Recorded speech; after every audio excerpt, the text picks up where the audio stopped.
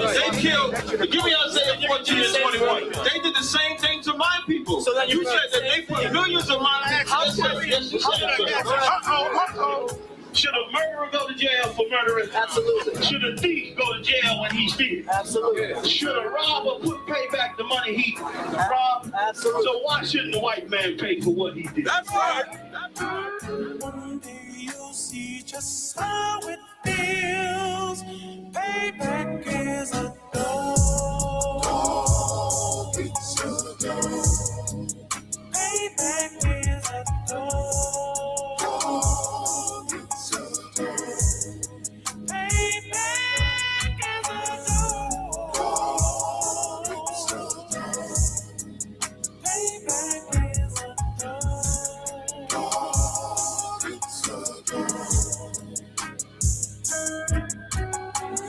I'm in a hell of a hole, was never expected to grow. Just obstacles set in the road, that a result of me selling my soul. The story I'm telling is cold, but yet it's what everyone knows. The white man's the devil is known.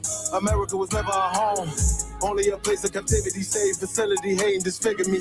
They claim that I'm lazy, be killing me. Maybe this slavery draining my energy. 400 years and counting. The trail of my tears is countless. The fact that I'm here is astounding, but I can't wait till this shit is surrounded. Ready to tangle my king and the angel, be ready to rap. Crack in the sky, nuclear missiles are making it official. I'm capturing every cracker surviving. Put them all in chains where they need to be. Slavery for me.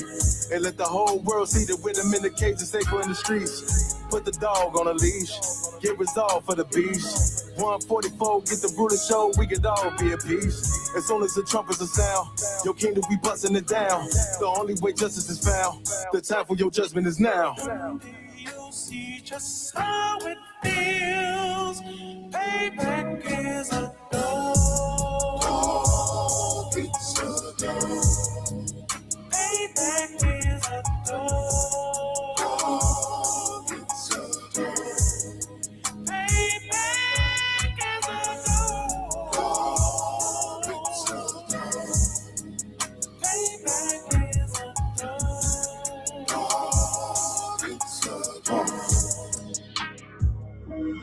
Look, ain't no remorse in my blood slim. It won't be no compromise. Now it's time to feed the worms. Watch his body turn to flies. I clutch iron while you trust the lies. The next Glock I back gon' be Gen 5. I get it customized. And sending shots off like farewell. Praying payback come back around like a carousel. Still remember your Honda's words ringing in my head like bells. Said you in his body, you fit the Lord, fuck the cartel. Triangle choke, apply pressure to the game like I did Vondale. Payback's a bitch in a dress, she a bombshell. Revenge is served cold, I just hope they make an oxtail. Glock fresh out the box, I swear it got that new car smell. Made myself a target in a world of mad shooters. There was design fire for our babies to pass through it. And the day of our king's reign, I'll be overzealous. They bought my jealous, I bought brand new parabellums. You'll see just how it feels. Payback is a dog. It's a dog. Payback is a dog. It's a dog.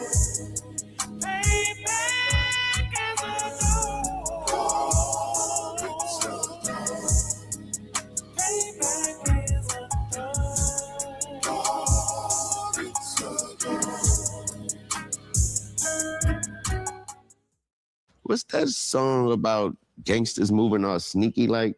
Real G's move in silence like lasagna. You wrote it. What? For real? Spin that. Now playing on Amazon Music. Real G's move in silence like lasagna.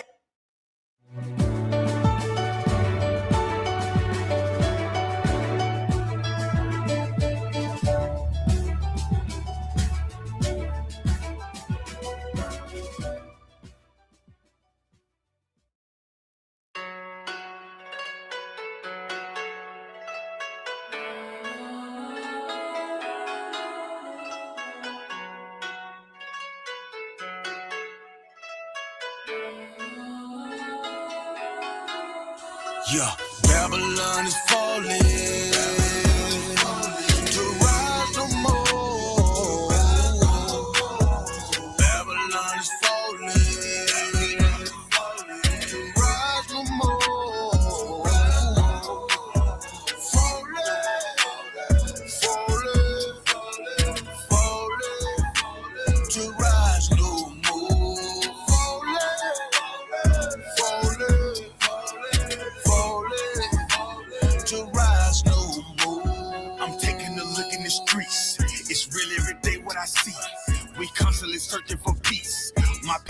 just wanna be free. We tired of the cell blocks and the bullshit. That lying nigga in the pulpit. Same shit, but a different day. I speak truth, they ain't come to play. You in the way, better move, nigga. That follow no way gon' be cruel, nigga. Say you're gonna get that tool, nigga. Matter of fact, get you by two, nigga. You see the signs that's in front of you? That's in the rough from up under you. Shit is gonna fall, yeah, I promise you. Make up your mind what you gonna do. You heard it? Now listen. Your life, my business. You are my brother. We need each other. This truth, I live it. I will defend it. You are my brother. You are my brother. Yeah. Babylon is falling to rise no more. Babylon is falling to rise no more. Falling,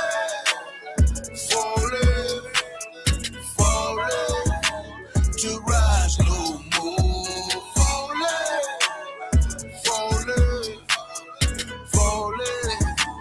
to rise no more. Hey, my brother. Get your hands up, it's a war now. Take a good look at this world. It's time to go hard, don't be scared now. I know you're feeling the stress. Look on your face here, and I need some help. But we made it happen with less. You and my blood, I feel what you felt. Destruction in every corner. Every day I feel like a loner. Keeping the faith, that is my armor. This is a test, but nothing can harm you. Don't be scared of truth when you hear it. Don't compromise your spirit. Don't be trying to live like these white folks. Don't be trying to chill with these white folks. Brotherhood is a weapon, and that's the shit that I stand for. If you keep the law and live it, now you a nigga I'll stand for. Got no time for that fake shit. That shit I can't stand, bro. Still believe in that flag. So what the hell do you stand for? Yeah. Babylon is falling to rise no more. Babylon is falling to rise no more. Falling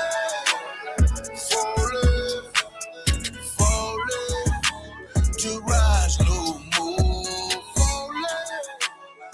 Falling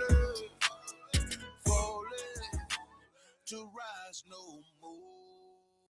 This video taken by the Isupk is posted on the school's website and on YouTube. He says he and members of his Christian Bible school are well within their First Amendment rights. But shop owners say they've heard enough. Today in court, their lawyers argued the group is trespassing. In addition, they say the group Niggas want me dead. Crackers too, but it's coon ass niggas, they for the feds.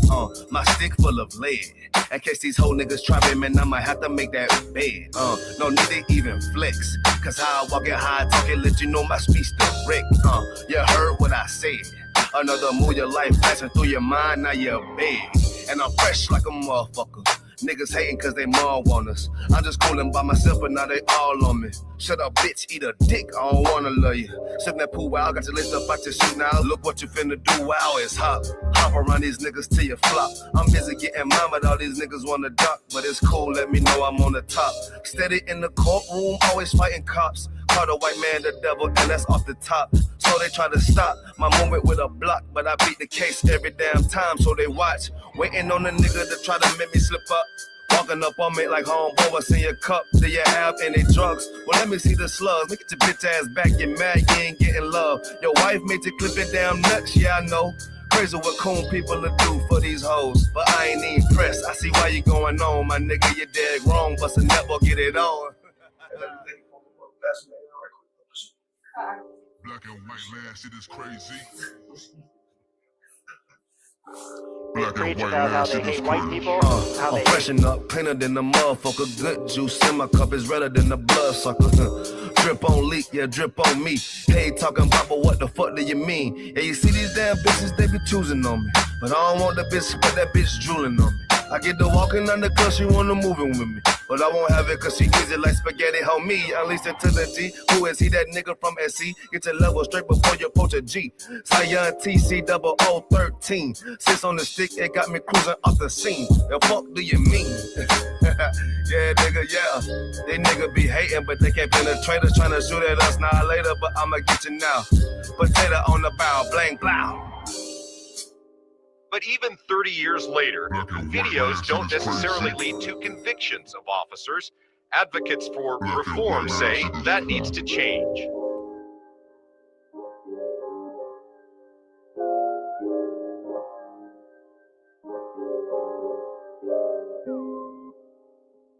Shaw, that's it. Shaw, man, you know what I'm saying? Realest nigga out here, man. Nigga turned up, feel me? Nigga turned the city up, fucking with his music. We out of public right now. Where we at, though? Where we at? Greenville, South Carolina, man. Where we at? Shout out Shaw, man. It's turned up, man. Damn right. Give me that. Right. Hold on to your hats, folks. Training for World Cup in North America has begun. And you would not believe what these guys are up to.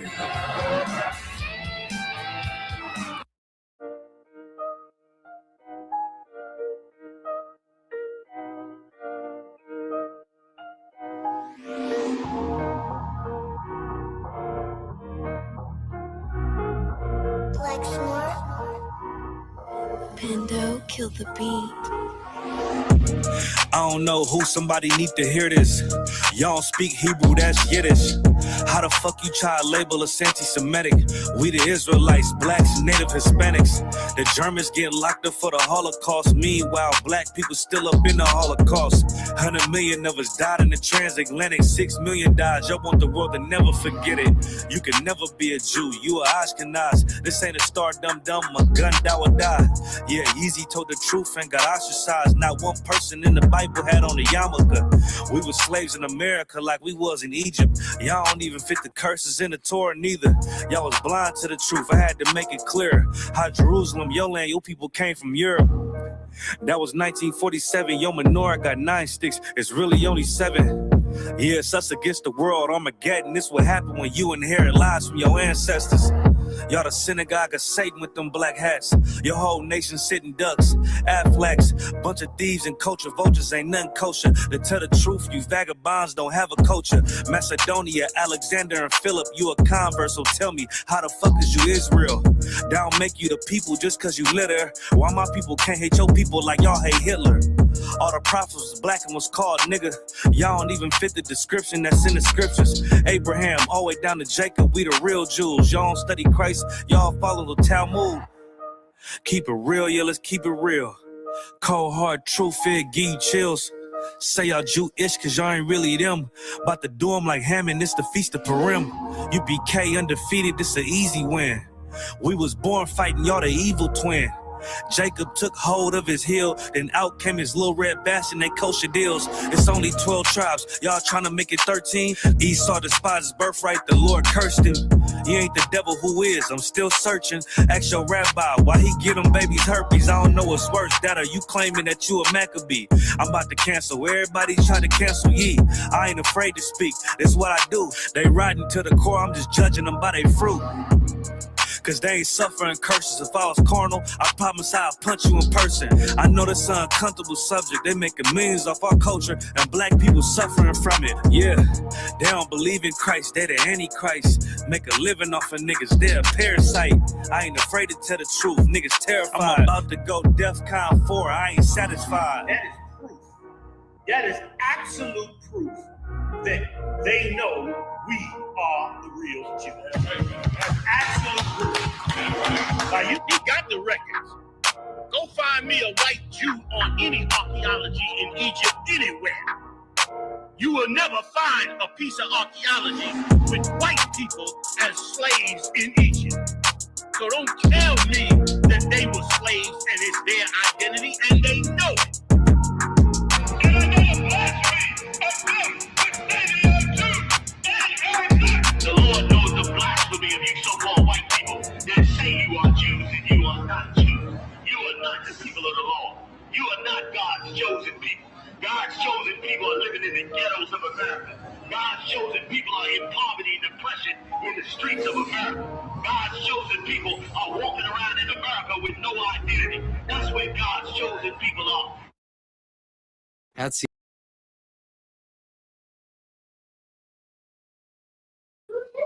All right, clap it up. Shalom, Israel. We the ISUPK started out of 1 West 125th Street, Harlem, New York. I'm precinct officer of 1,000, Lakum Yala. Beside me, I have precinct officer of 1,000, Amungabar. You understand? Clap it up for the Feast of Dedication. We made it through 8 days. Today's class is going to be on distractions. This is why we had to rededicate the temple, because during the feast, because brothers and sisters got distracted. They started following things that they should not follow, started doing things they should not do. Since 1969, the ISUPK and the Commanding General Yohana has been teaching Blacks, Hispanics, and Native Indians who you are, according to the Bible, according to history, according to archaeology. You are the 12 lost tribes of the children of Israel. Right. You belong to the Lord. You was bought with a price. Since 1969, we've been telling Blacks, Hispanics, and Native Indians who our oppressor is. With this monster that's had his foot on our neck for the last 400 plus years, he's always found a way to have his foot on our neck. He's always found a way to try to be over top of us. He's always had a bloodlust for us. This man is none other than Esau. You understand? It's our oppressor today. Who you see is your boss on your job. You understand? It's the one that rules over top of America, over top of the world. His name is Esau, who is the devil that the Bible speak of. Since 1969, we've been teaching Blacks, Hispanics, and Native Indians that it's time to separate from these monsters. It's time to separate your mind from this empire. It's time to separate your ways from America so that you can come back to who you really are and be presented to the Lord, a holy nation. Holy just means to be separated from everybody else. If I could somebody get the book of John, chapter 8, verse 32. It's like it, sir. If you have anything, you can chime in at any time. I appreciate it. Somebody else get Zephaniah chapter 2, verse 1. Read it whenever you got it. Come. John chapter 8, verse 32. Come on with it. And ye shall know the truth. And ye shall what? Know the truth. Come on. And the truth shall make you free. This is one of my favorite scriptures in the Bible. Here's why it's one of my favorite scriptures. Because for over 400 years as a nation, we've been lied to. We've been duped for over 400 years. None of us in this room knew about the Feast of Dedication before the truth. Before we came into the school, probably none of us knew about it. I mean, I think most people have heard about Hanukkah. Right. But like the actual Feast of Dedication, no. And what it stands for. Right. We grew up in Christianity, loving our oppressor. We grew up celebrating Christmas. I had someone on my slave ask me today, you going Christmas shopping? Absolutely not. Absolutely not. You don't celebrate Christmas? Absolutely not. My culture is much more rich than Christmas, right, or birthdays. Right. You understand? Like, this is stuff that when we find this stuff out, we're appalled that we don't celebrate this stuff. Mm-hmm. But when you truly understand the nature of these things, then the truth has no choice but to make you free from the lies of Christianity, from the lies of Pan-Africanism, from the lies of all the false religions. Once you know the truth, then you'll be free from it all. Go ahead and read. It's like, before I read that, if I may too, just one confusing part that I see with it is they all know it's bullshit. Right. So it's like they all know it's false, it's fabricated, it's synthetic, it's not an actual, it's a celebration, but everybody acknowledges that it has pagan roots. But then they get so offended. That's right. When you don't honor that system too. It's got nothing to do, they know it's got nothing to do with them or their culture, except for what's been established here in America. But they get offended when you're not, if you don't say happy holidays in return. Right. If it's if it's a work office birthday party and you're the only one not eating cake, right, people start looking at you weird and take it to heart, like you some kind of monster for not eating cake. It's weird how people take it so personal. It's got nothing to do with them, but the whole world is just wrapped up around it. You gotta stand under the mistletoe with your work cousin. Hey, man, yeah. Hoping a real husband don't come in. Right. Diabolical. It's like you just want one. The scripture say, "Ye shall know the truth." Go ahead and read. Come on. Verse 32. And ye shall know the truth. Come on. And the truth shall make you free. Listen, the truth will make you free. Once you know that you're an Israelite according to the Bible, and knowing that you're an Israelite comes with a standard. Just because you know you're an Israelite don't mean, okay, I know I'm an Israelite, I can do what I want to do. It don't work like that. Right. What they say, when you know better, you do better. Right. With being an Israelite comes laws. It comes a culture that you have to live by. How do you think the Jewish man ruled the earth? How do you think they own the Diamond District? How do you think they got everything they got?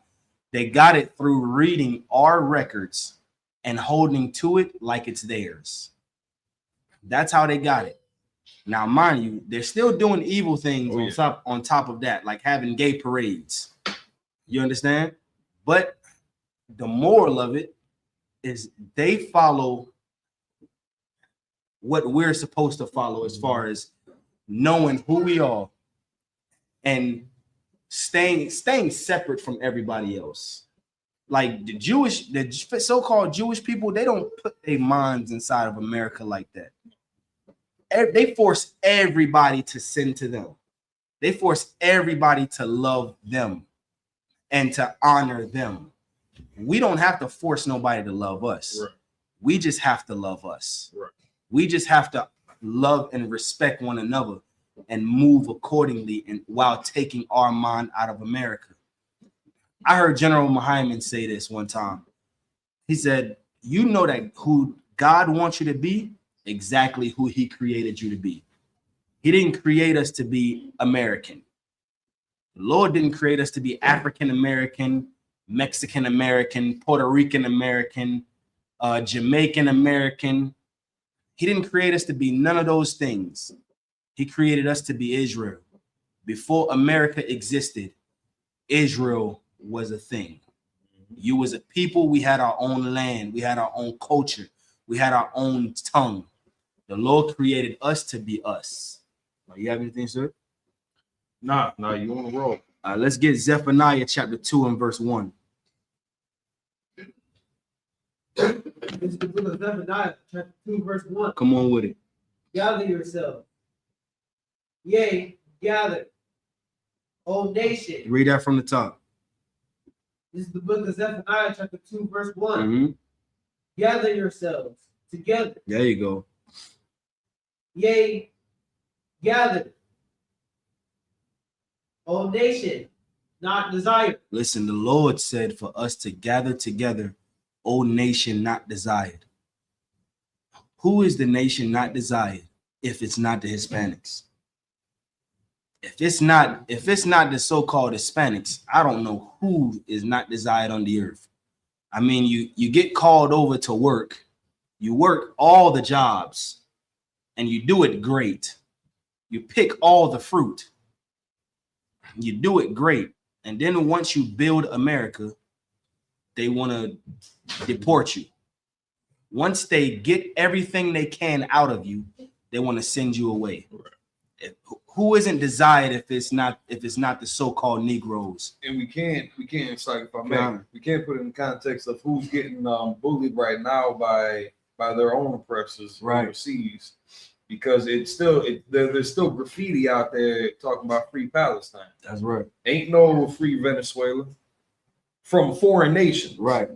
Now you might have Venezuelans, talking free Venezuela, but Palestinians ain't bombing free Venezuela, free Mexico, free Puerto Rico, free the reservations on the city streets. Right. They get love. They got whole political parties backing them up, going to bat for them.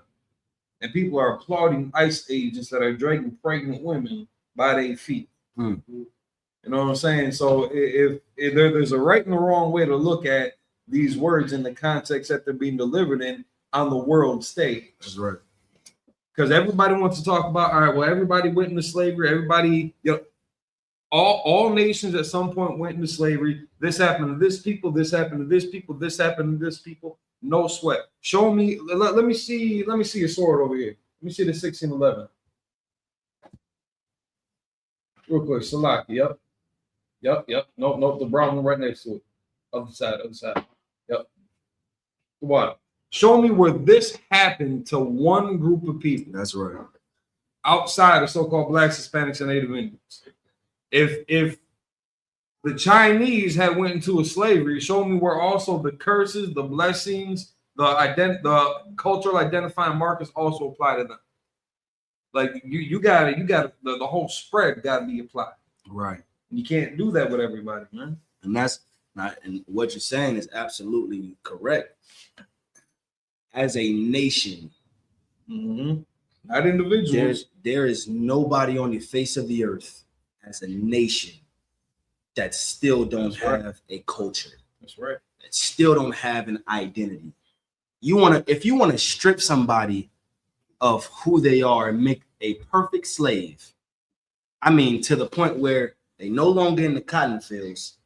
Now they love you and respect you, and so like you look to you for everything.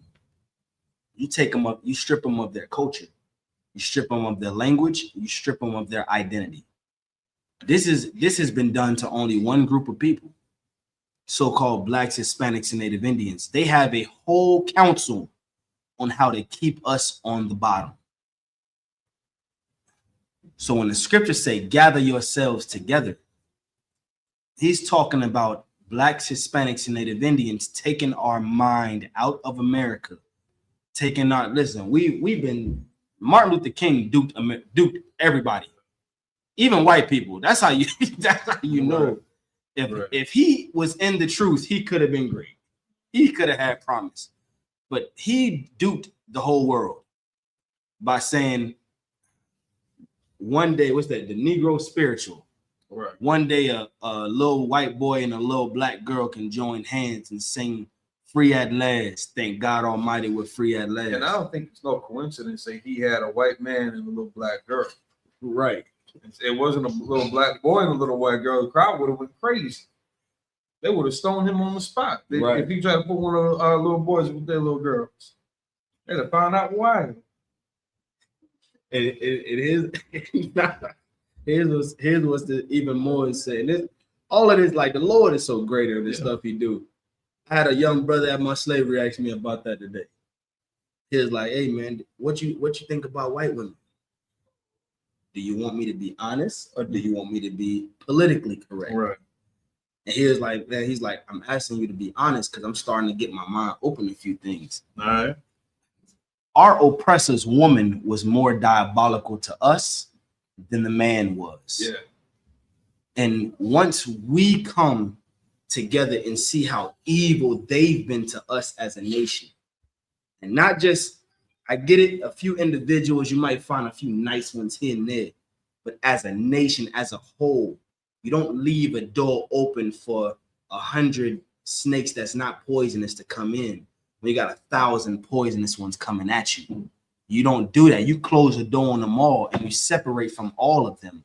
Why? Because separation is the key to life. That's how a nation is saved, by separating from who's harming them. That's the smart thing to do. The Lord said to gather yourselves together so that you can be saved from the ones that's harming you. The Lord don't want us to be continually harmed by our oppressor. And on top of that, to rebuild the brotherhood and sisterhood between each other also. That's the point.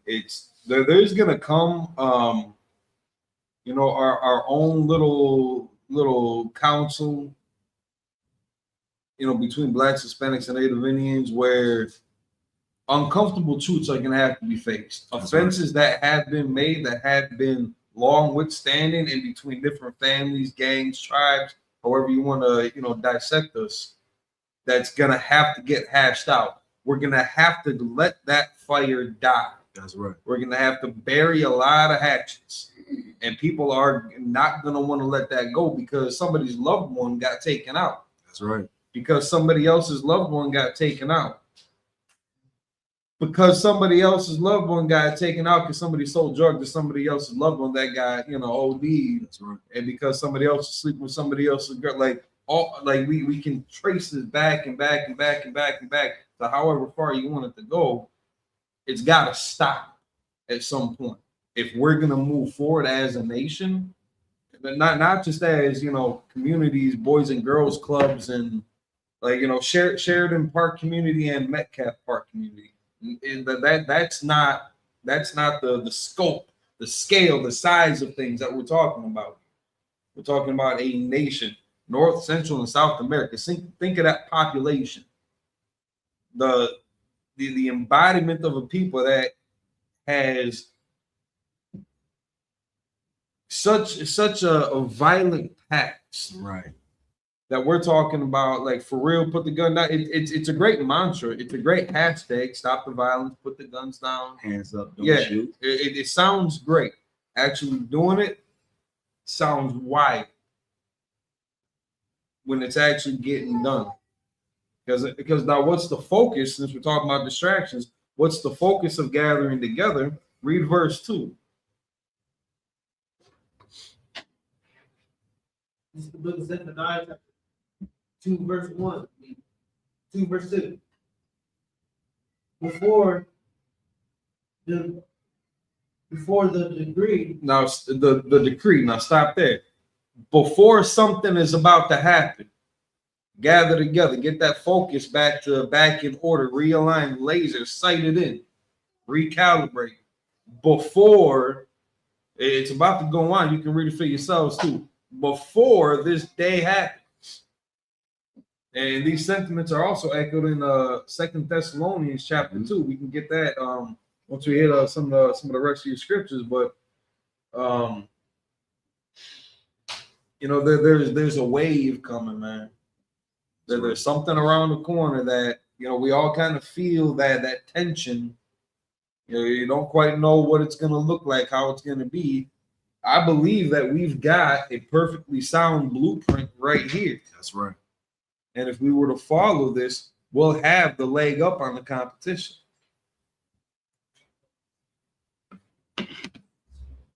Keep reading on that. Well, you had something else you was about to go to? 2 Thessalonians. Oh, you already had that locked? Nice. All right, so yeah, read this then. Finish this, because this is going to kind of pair up with it on in the spirit of focusing through distractions. Keep going. Before the day passed out of the staff. The chaff. Now, what's a chaff? That's like the burnt embers in a fire. They're just whisking away like the dead debris of dried stalk. Like before this thing just zips by us that quick and that harsh, we need to gather together as a people. That's right. Because it's going to describe what kind of day this is. Keep reading. Before the fierce anger. The fierce anger, not the happy, joy. Not the kumbaya. That's not what we're waiting for. That's right. That's going to be an end result of the fierce anger when we actually have a minute to, after the dust settles, we get a minute to breathe. And then we can really kind of focus on the restructuring of this whole thing. But we need to start this fire now. Right. We need to get involved with each other's lives. It can't continuously be, stepping over dead bodies because it's none of our business. That's right. Walking over, brothers and sisters that are overdosing on the city streets, on the buses, because it's none of our business. Letting everybody's children just run amok, beating up mothers. I can't remember what happened with the old girl while she was at the school defending her child or something, and then she gets jumped, and she getting drugged all through the streets. You know what I'm saying? It's the youth deserves better also. That's right. Deserves better treatment, and a better big brother than what a lot, the past generations have been to each other. That's right. We can't just keep on minding our own business because this includes all of it. Because it's something that's coming around the corner that if we don't pay attention to it now, we're gonna miss it before that day passes as a chat. That's right. And that fierce anger comes barreling down on our heads. Keep reading. Of the Lord. Of the Lord. Look, this ain't Donald Trump threatening you. This ain't Putin you got to worry about. It sure ain't Santa Claus. That's right. It's not going to be Old Man Winter. It's not going to be Cupid. It's not going to be ghouls and goblins. It's not the leprechaun. It's not an Easter bunny. It's not quite Jesus. Before the fierce anger of the Lord comes calling. And keep reading.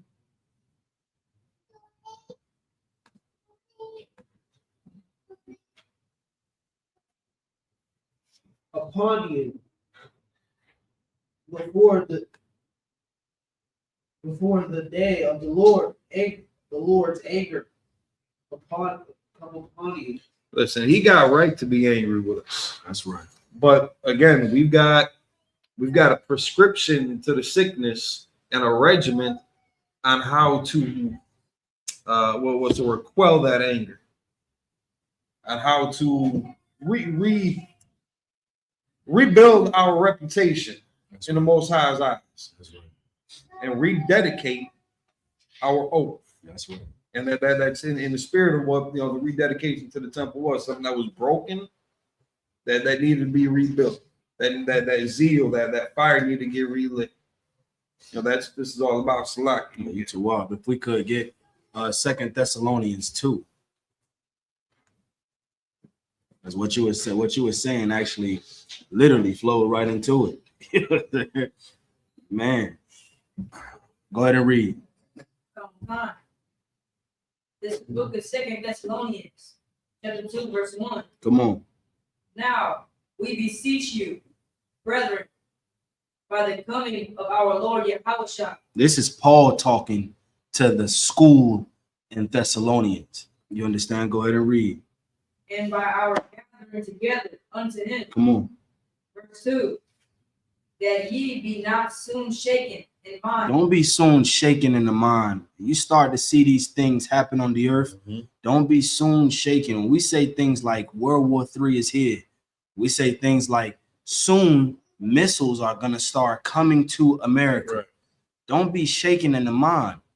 You see, and this is hard for our Hispanic brothers right now because they're shaken in the mind because of what? ICE. But we're telling you, don't be shaken in the mind.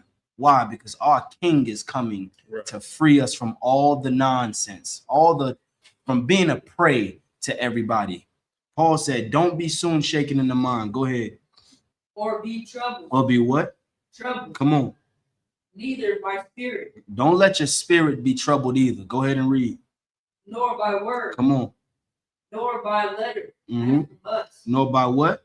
Letter from us. So when you hear priests and prophets say certain things, don't let it bring fear to your heart. Let it motivate you to do what's right before the Lord's eyes.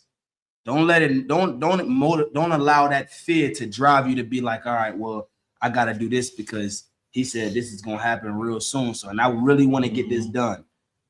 Let it motivate you to be the most upstanding brother, the most upstanding sister that you absolutely can be for the Lord. Go ahead and read. As that the day of Christ is at hand. As that what? The day of Christ is at hand. We don't have much longer. That day of the Lord is surely at hand. If you're not following the news around the world,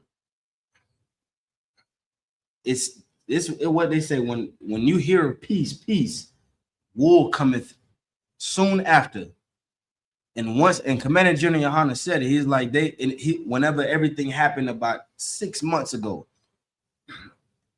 there was bombings going back and forth. I believe Iran got bombed or something like that. He said it was gonna die down, but then anytime something dies down, it don't stay down for long. Right. You understand? Like when a war dies down, it's going to come back with a vengeance. And once it come back, there was a lot of nuclear talks between these nations. When they start throwing these missiles, don't be soon shaken in the mind, because just know that this is the end and your king is coming. You understand? Go ahead and read. Verse 3. Let no man deceive you. Let no what? Means. No man deceive you by any means. Listen, we've been deceived by Christianity. We've been deceived by our oppressors. We've been deceived by everybody. The scripture said, let no man deceive you by any means. Meaning what? It's time to separate and come back to who you are. Let your brain be washed. Scripture say, let in Romans chapter 12, verse 2, it said, give me 1 second. And again, these are distractions. Don't be deceived. Don't fall for the lies. Don't fall for the damn, it just had the word in my head. The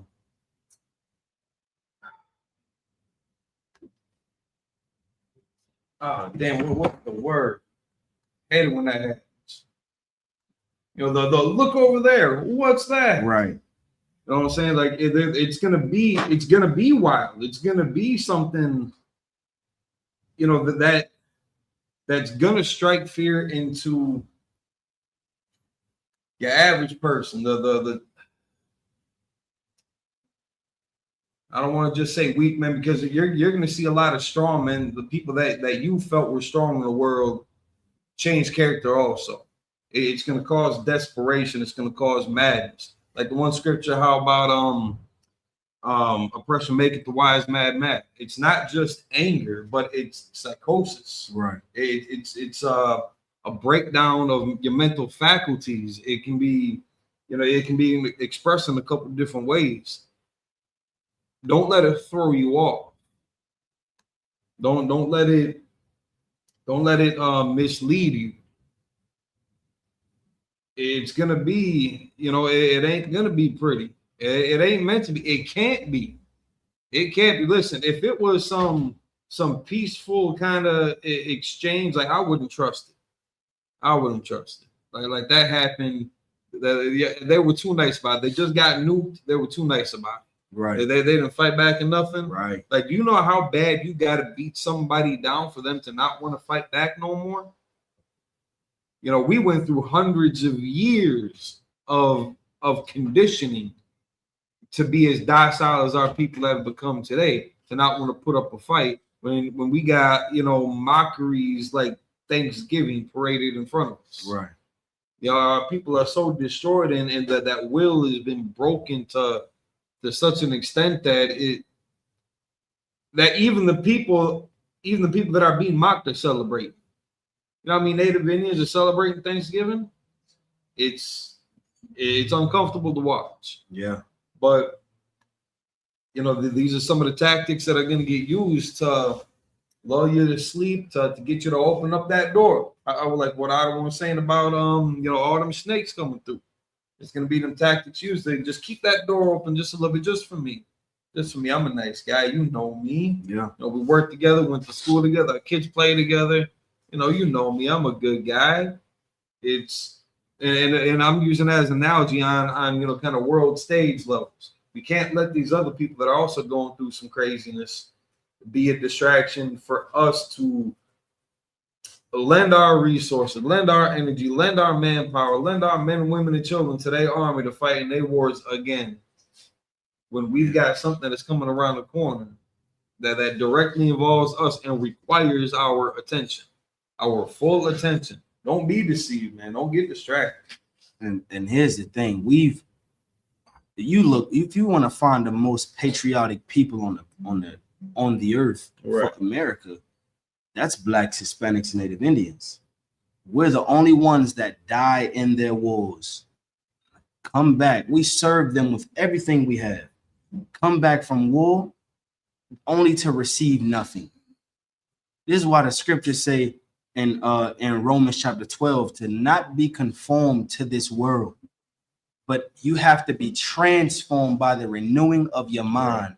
If you want everybody, like people in the world will always say things. When you come into the truth, they'll say, oh, you're brainwashed. You're brainwashed. You got them. You just do what you're told. Absolutely. I'm brainwashed. I do what I'm told to do because I'm not lawless. The problem with the rest of the world is they're lawless. Right. And they want you to be lawless because that's how you can stay on the bottom by being a lawless nation. It's time for our brains to be cleansed. It's time for our brains to be washed and not be lawless no more, but be a nation that's keeping the laws of the Lord. You understand? Let's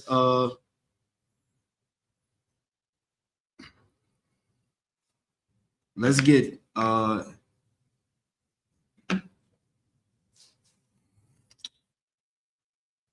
Ecclesiasticus chapter 2 and verse 5.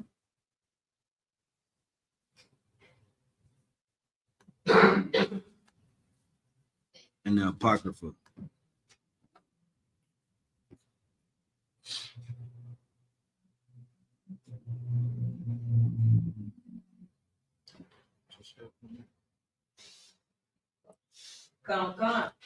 Kananya, if you could get First Maccabees, it's like get Second Maccabees chapter 7. And real quick before you read that, to the point that you was just saying about how following rules. It's not blindly. Like we got I know everybody's story is gonna be a little bit different in the UPK, but there's a lot of kind of shared elements, right? Kind of shared themes, how everybody kind of came into this. A lot of it was kind of disbelief, like you're like, that's in the Bible, like you mean they've been lying to me about all this peace and love stuff and about God and the Savior and all that. Like it's not through a blind faith. Like I've seen many examples of it lived out along with the teachings in the classes. One scripture that came to mind when he was saying that was 1 Corinthians chapter 6, verse 20. Ye are bought with a price. Therefore glorify God in your body and in your spirit, which are God's. As a people, whether you know it or not, you belong to a power greater than you could imagine. That alone, just on GP, that should garner your commitment and your dedication. Right. Especially since everything else that we've experienced has been detrimental to our way of life, to our household, to our communities, to us as a people. We can start small and grow big individually, our families, our neighborhoods, our communities, our cities, our country. Like it just, the domino effect is real. That ripple spread wide and far. Our bodies, our spirit, being such a spiritual, Blacks, Hispanics, and Native Indians are renowned for being a spiritual people. Right. We see something that not everybody else can catch. We feel something that not everybody else can engage with. And we've had a lack of words for how to explain it, except for we're spiritual. We're spiritual people. Now we know a little bit more about why. Right. And in perseverance, but then there's persevering.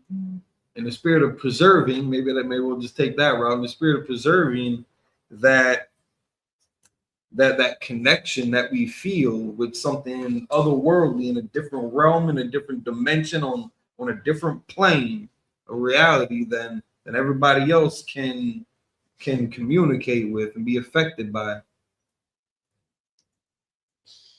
Gathering together, O nation not desired. Keeping these laws, statutes, commandments that brothers are teaching us, it's worth a look into, but you actually have to apply it to see what the effects are going to be. That's right. You can't just drop a couple dollars in the collection plate and and snack on some communion crackers and that wine, thinking that's the playbook here. Just because that's been a practice that we've been given. Like if you actually open this book up, you actually go into classes, you actually take the counsel, follow the orders, that's right, you'll see a tangible change in your life. It's bigger than just flipping through the pages. Like, no, you too are. That's absolutely correct.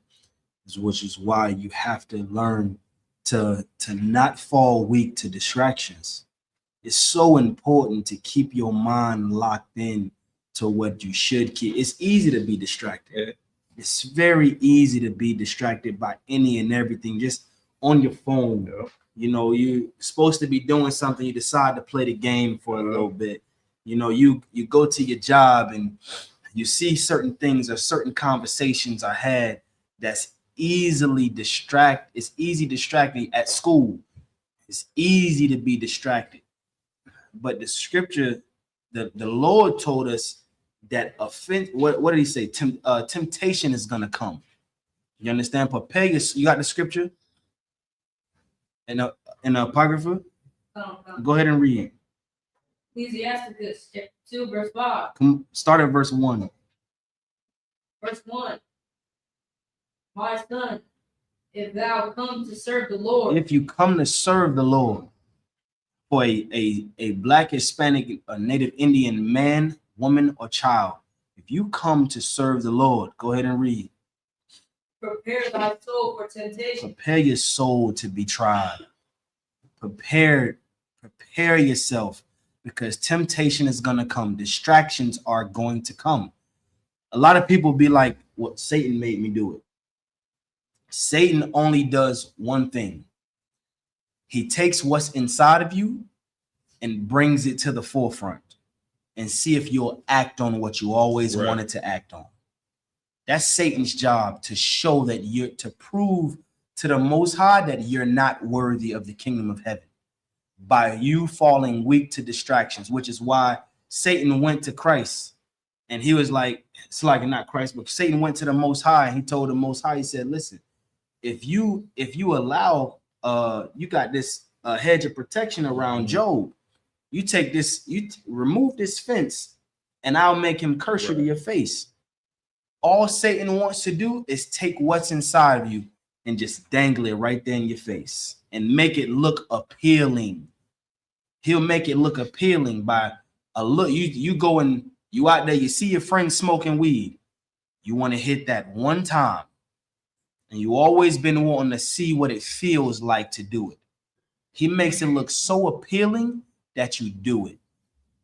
And then once you do it, then he goes back and report to the Lord and say, I told you he would fall weak. Your job is to not fall weak.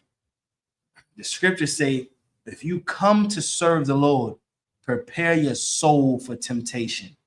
Distractions are going to come. Prepare for it. Go ahead and read. Verse 2. Set thy heart aright. Do what? Set thy heart aright. How do you set your heart aright? Anybody? Go ahead.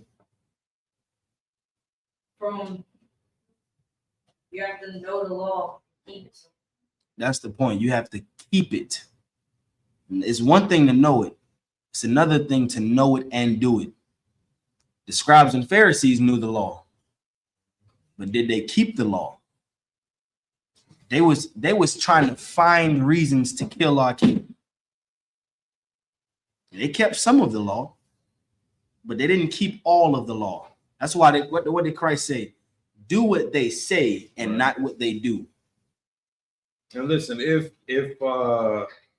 those small hats were Israelites, they for sure would have been Sadducees and Pharisees. That's absolutely correct. And that's evident in how they operate today, because they had to make a whole new system, a whole new operation. The Talmud, they had to make a whole new thing that for them and their culture supersedes the records, the actual record book. They had to come up with their own rules and regulations to live by, because they could not live by this.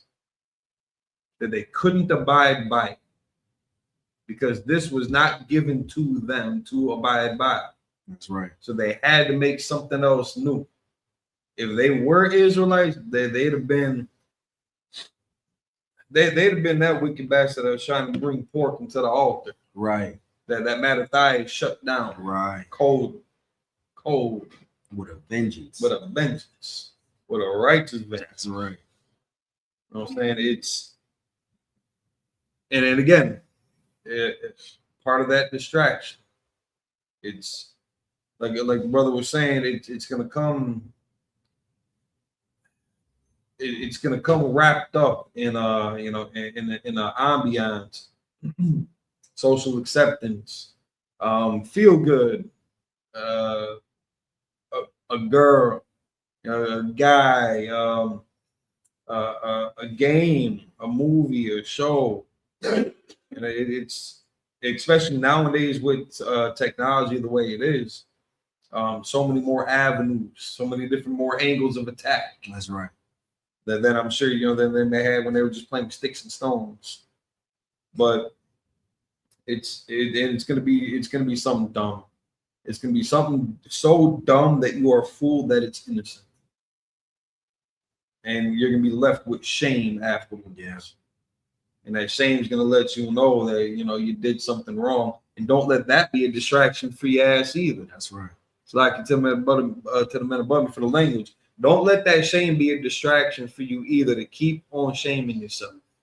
Rebuild. Listen, if you mess up, listen, get right, get your heart right, like we were just reading about, and rebuild your name. That's right. There's nothing wrong with correcting yourself and taking correction, and that you're taking those steps to show that you've repented, that you've you receive the information, and you're channeling the output. You know what I'm saying? It's you can't even let you messing up deter you. Just fix it, get right, keep moving forward. And that's rebuilding your temple. Is that what we celebrate the Feast of Dedication for? When the temple was rebuilt and rededicated back to the Lord. After it was broken, shamed. Come on. Yeah. That's how when you stain yourself and then you set yourself back. What David said after he did a heinous act, he told the Lord, he said, "Create me a clean heart and renew a right spirit in me." David took that temple of his body after it was broken down by the Lord, and he rebuilt it to where the Lord was like, "That's a man after my own heart." Mm-hmm. This is what we have to do. We've lived a life of being a scumbag. We've lived a life of being absolutely diabolical to the Lord. And everybody else letting us get away with it. You're only human. Right. You live once. YOLO. It's time to rebuild itself. Rebuild this temple and dedicate your temple to the Lord. Dedicate your mind to the Lord. That way, you're not out here doing what everybody else do. You're showing that you're better. When they say, "Oh, you're supposed to be a light to the world," you're a light to the world by being better than them. And Captain Cox is I can't remember if Captain Tazariak and Captain Coxazai had specifically said it in that debate. And if y'all ain't check these debates out, man, on the Jake Shield podcast with Captain Tazariak and I just remember the comments kept on calling him Blue Sweatshirt Guy. I can't remember what his name was, but Blue Sweatshirt Guy. Captain Tazariak against Blue Sweatshirt Guy. That was bonkers. And then Captain Tazariak and Captain Coxazai on I don't know what Matan's podcast is called, if it's got one, if it's got a name, but that Cap Matan, I think he's even admitted that he's a troll. But he presented a very entertaining segment between the captains and the little father-son duo. But in that exchange, when they were trying to say, and they were trying to use it as a point against the Israelite claim about being God's chosen people. Well, you know, weren't you supposed to be a light to all the people? That's still superiority. That's right. Because we would have to be the light for them to come to. It's not a light for us to go try to seek them out. That light is, you know, it's on the top of the mountain, king of the hill, that they would have to flock to and come seek out. So that's still being above all the people in this hierarchy. It's, you know, we're going to teach them how to get it right. And it's ain't going to be pretty. Right. And the first thing in order to get to that point is we have to get it ourselves. Right. That's why the scriptures say, set your heart aright. Go ahead and read. And consistently endure. And constantly. And constantly endure. Come on. And make not haste in time of trouble. Listen, we've seen brothers and sisters in the time of trouble make haste. They showed their flag. They showed who they really was. When they started getting to the thick of it, they turned around and showed you their back. And in haste, they ran. You learn this in Hebrew Academy Week. Whenever you start feeling the pain, what they tell you, sit in it. Sit in the pain. Don't run from it. Embrace it.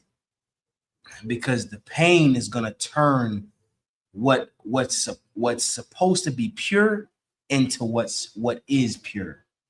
The pain is going to turn you from just gold that never been through nothing to pure gold. That's what the pain is there for. Go ahead and read. Verse 3. Cleave unto him. Cleave unto what? Unto him. Come on. And depart not away, that thou mayest be increased at thy last end. Listen, when persecution comes and you're tried, cleave unto the Lord. Don't cleave unto your distractions. Cleave unto these records, man. Cleave to the men above you. So whenever you're going through it, you can seek out wise counsel and you'll know how to last. And when you last, you'll be increased in the end. How are you going to be increased? When Christ sit crowns on every one of our heads, most high willing, you understand? And he say, listen, you've been faithful over a few things. Now you can reign over many. This is how we're increased at the end. Go ahead and read. Verse 4. Whatsoever is brought upon thee, take cheerfully. Read that again. Whatsoever is brought upon thee, take cheerfully. Come on. And be patient when thou art changed to a low estate. This is what we have to do right now. We've been changed to a low estate. We're the bottom of the food chain right now. So-called blacks, Hispanics, and Native Indians. Now we have to be patient and wait for our king. Read on. Verse 5. For gold is tried in fire. For what? For gold is tried in fire. Come on. And acceptable men in the furnace of adversity. Kananya, you got that in 2 Maccabees? Come on with it. This is the book of 2 Maccabees. If you could turn that microphone up and read with authority, if you could. This is the book of 2 Maccabees, chapter 7, verse 1. Come on. It came to pass. Also, the 7 brethren with their mother were taken and compelled by the king against the law to taste swine's flesh. To do what? To taste swine's flesh. Didn't this happen in the Feast of Dedication, which is why Mattathias had to bring swift destruction to somebody because of swine? And again, and that sounds like such a such an innocent thing, dog. It's just a hot dog. It's just pork. It's just a pork chop, pulled pork sandwich.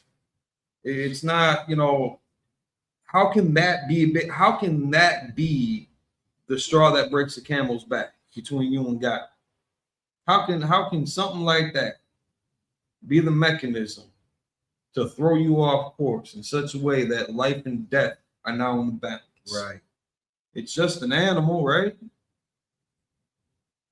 But this, again, historically, this animal specifically has been used against our people and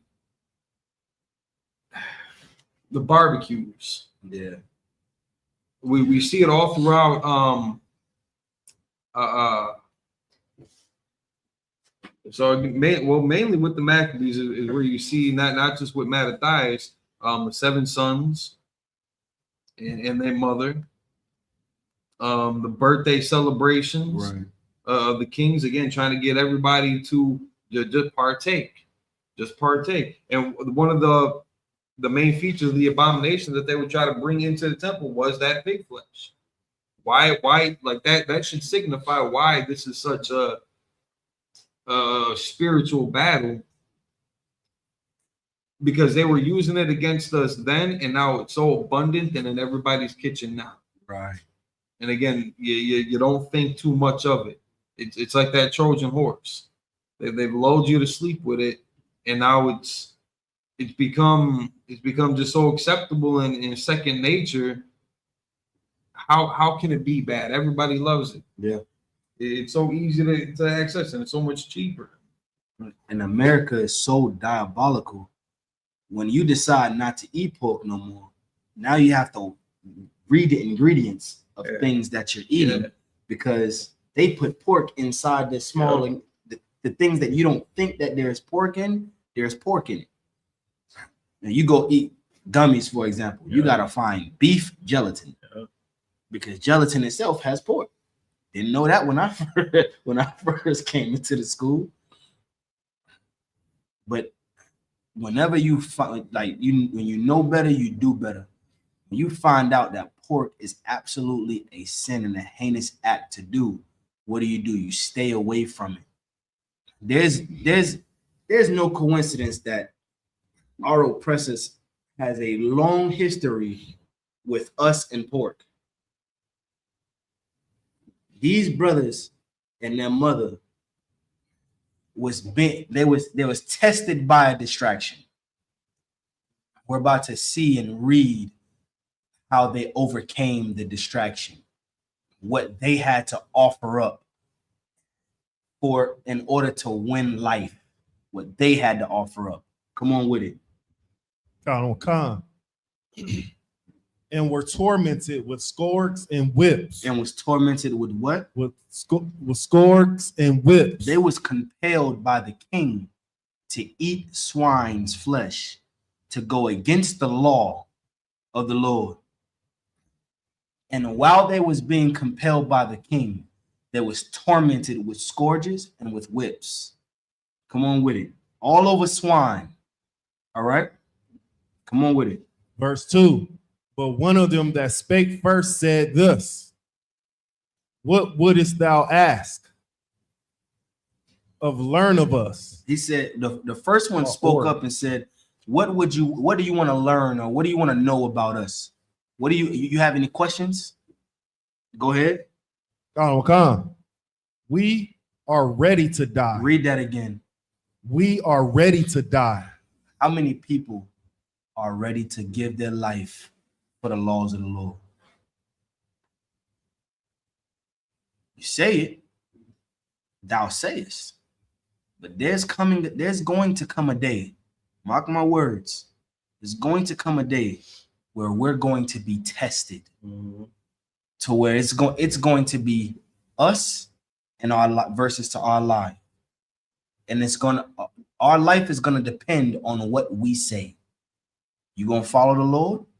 You gonna follow your culture, or are you gonna do this and go against your laws and die?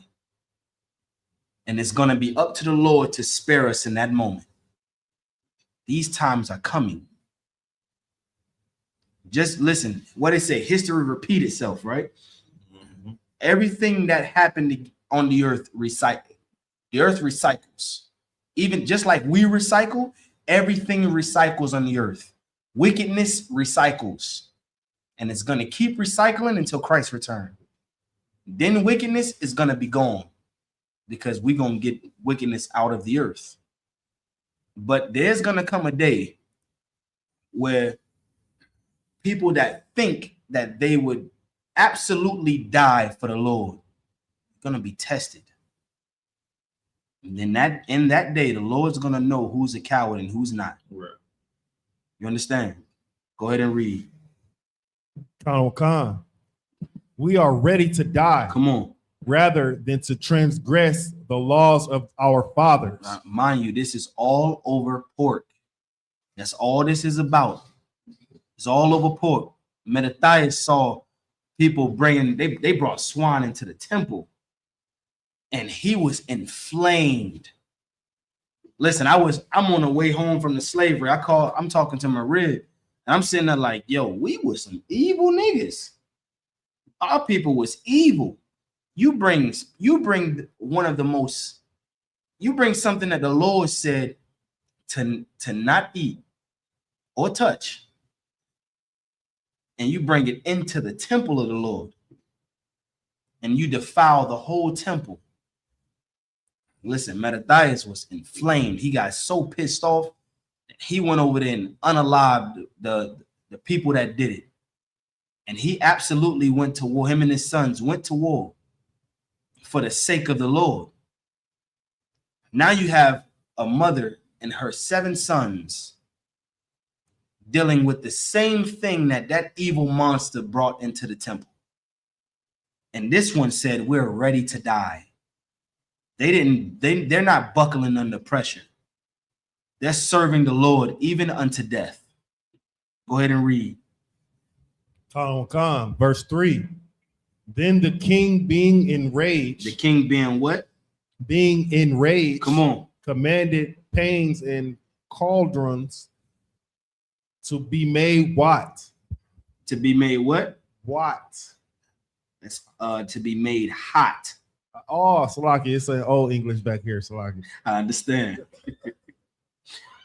So the king heard what he had to say, and he was like, listen, get those pans, man. Get those cauldrons and make it hot. Like, put fire underneath it and just let it sit there under fire. This is the torture that our brothers went through, standing for the word of the Lord, standing for the laws of the Lord. You understand? Read on. Khan. Which forthwith being heated, he commanded to cut out the tongue of him that spake first. He commanded them to do what? To cut out the tongue of him that spake first. Because he said something, and he not only did he just speak, but he said something that ignited something in the rest of his brothers too. He's like, hey man, listen, we ain't going out like that. We're gonna obey the laws of the Lord. We're not gonna dishonor our forefathers. And because he spoke first, the king commanded that his tongue be cut off. Go ahead and read. Khan. And to cut off the utmost parts of his body. And to do what? And to cut off the utmost parts of his body. Meaning what? He was started to be dismembered. His arms was cut off. His legs cut off. All the major parts of his body that he need to move around, mobilize, do anything. The king was like, cut it off. Come on with it. Khan. The rest of his brethren and his mother looking on. And they did it. The king did it in front of his family. Why do someone do that in front of your family? What's the purpose? Go ahead.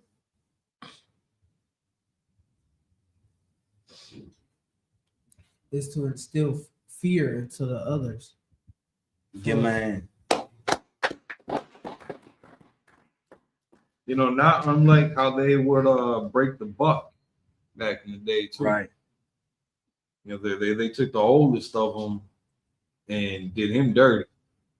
Did him super dirty in front of the rest of the, you know, the brothers that would have looked up to him. And they didn't let it distract them though.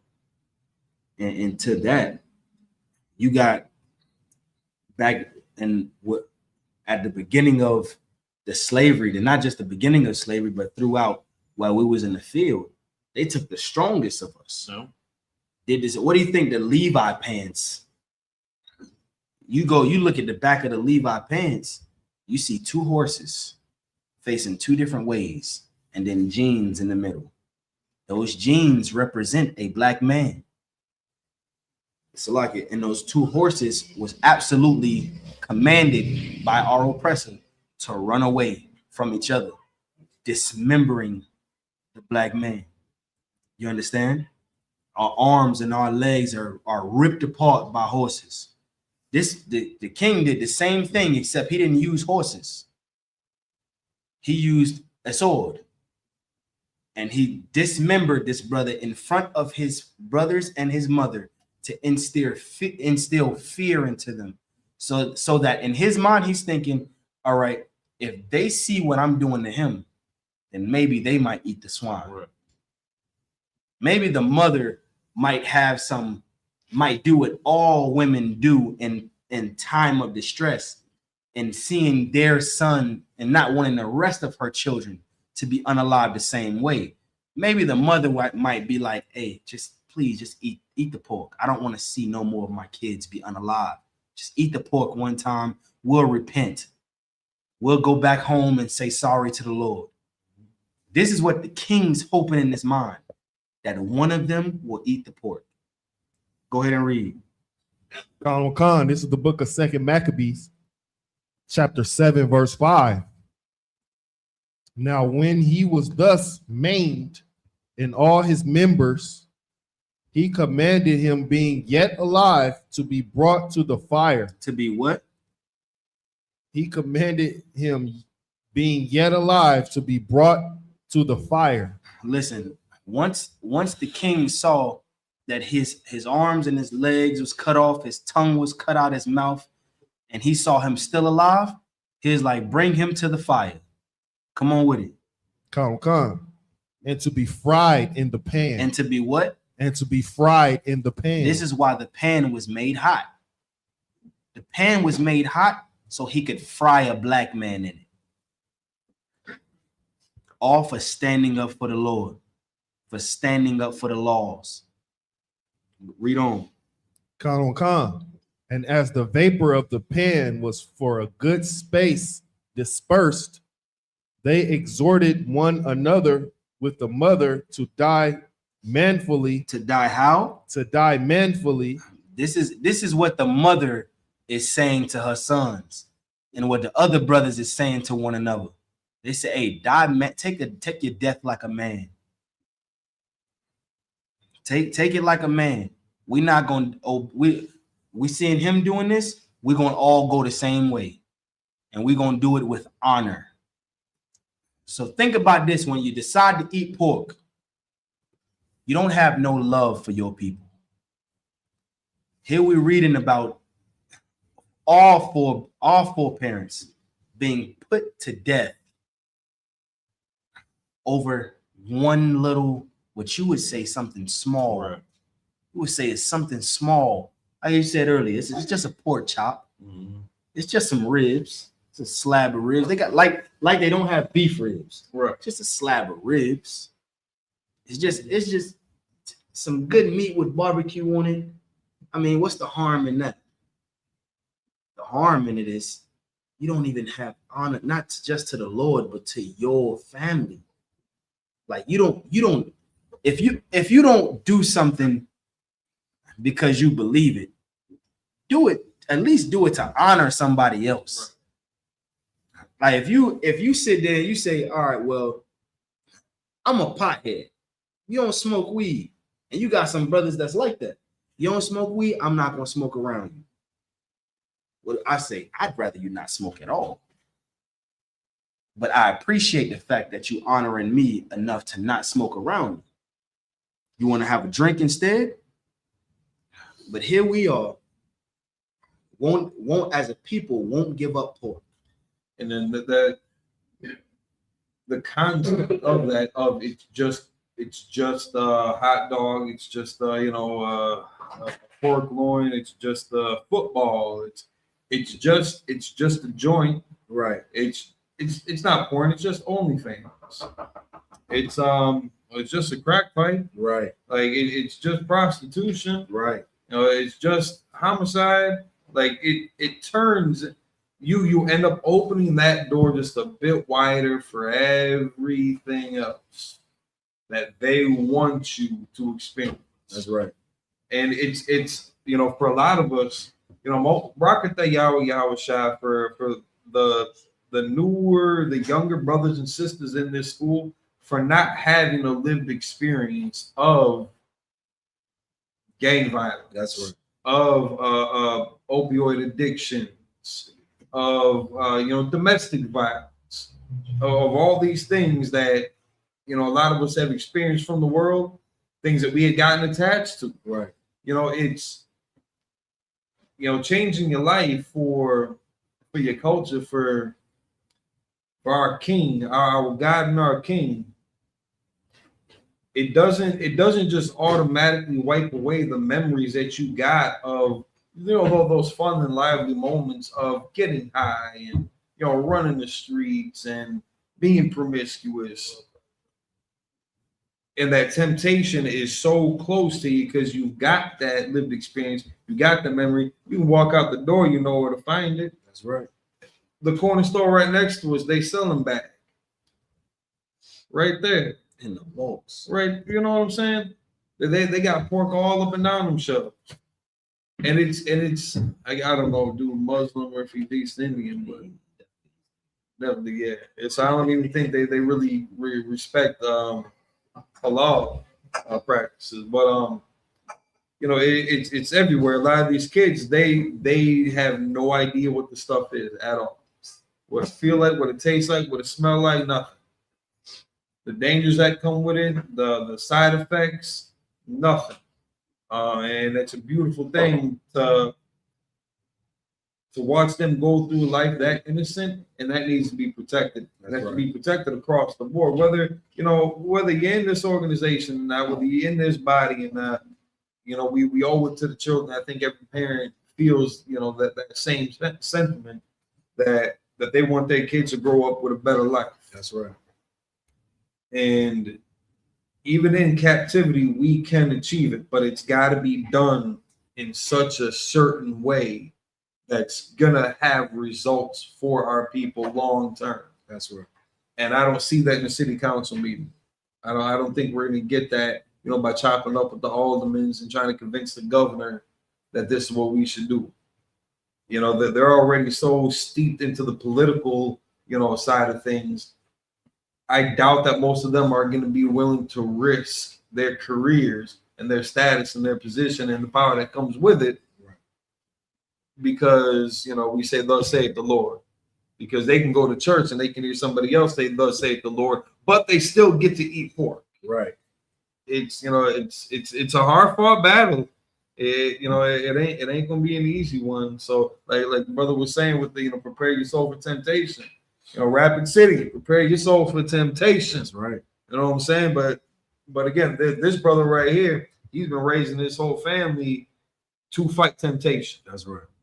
So I mean, we are winning, we are successful. It's and this is what it looks like. And the craziest part to me, this is what I always keep on yelling at these guys for, like the little things that they be breaking, like the little kids doing what little kids do, getting into all kind of messes. Half of the battle is just not doing stuff.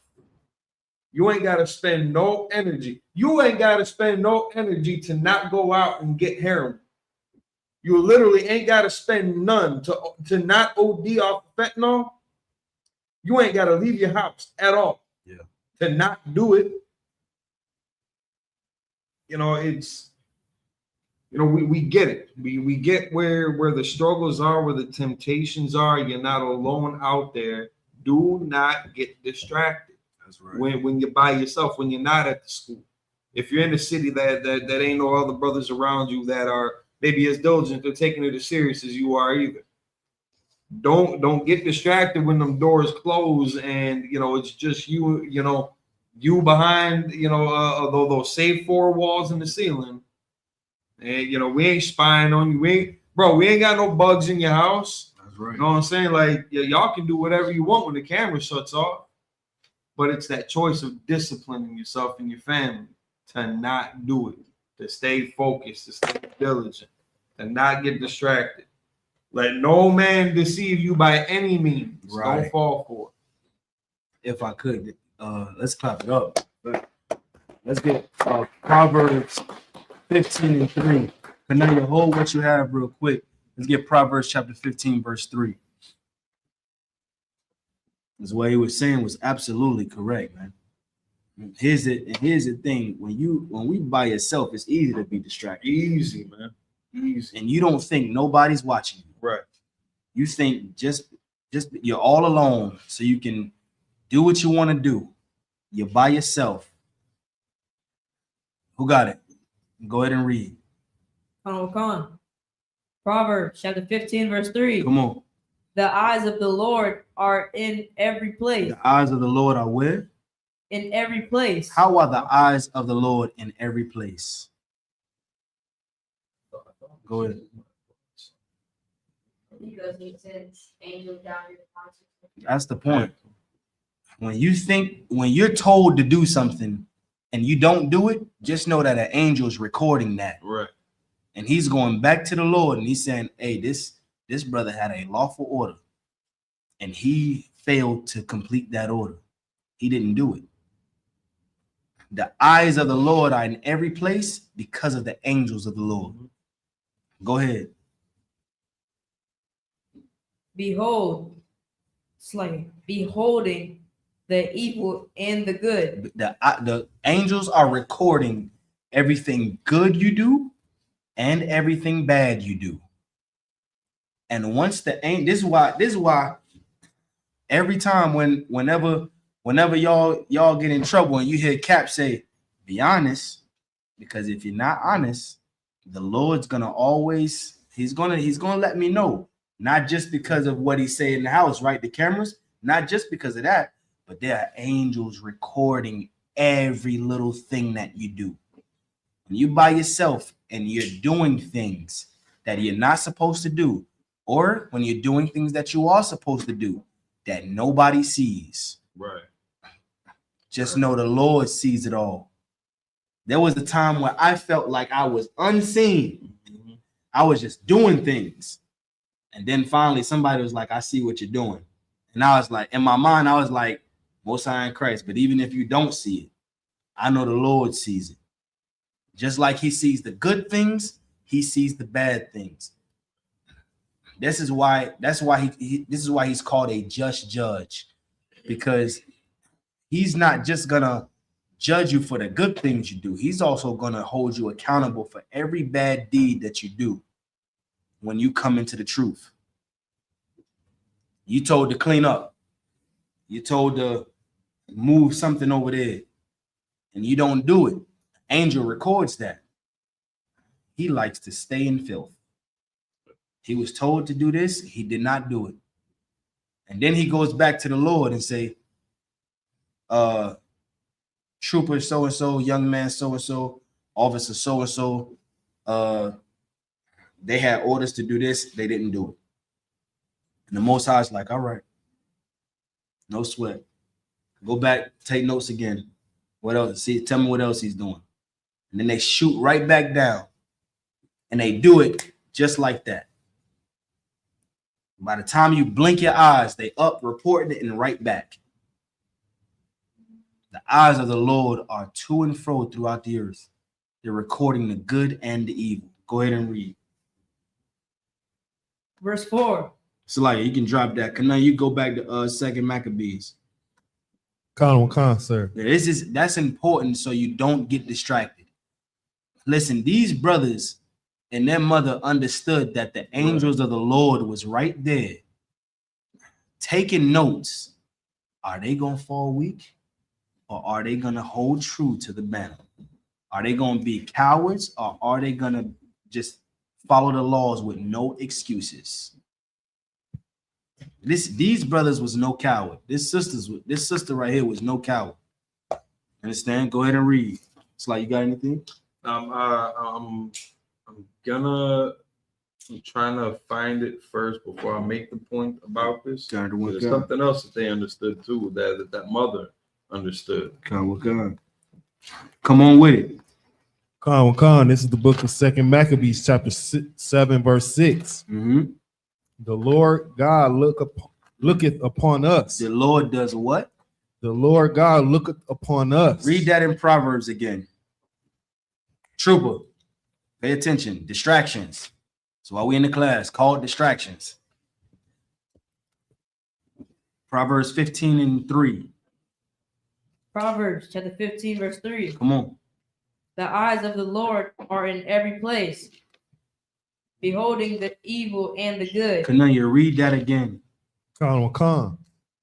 The Lord God looketh upon us. Look, they knew the Lord was right for them.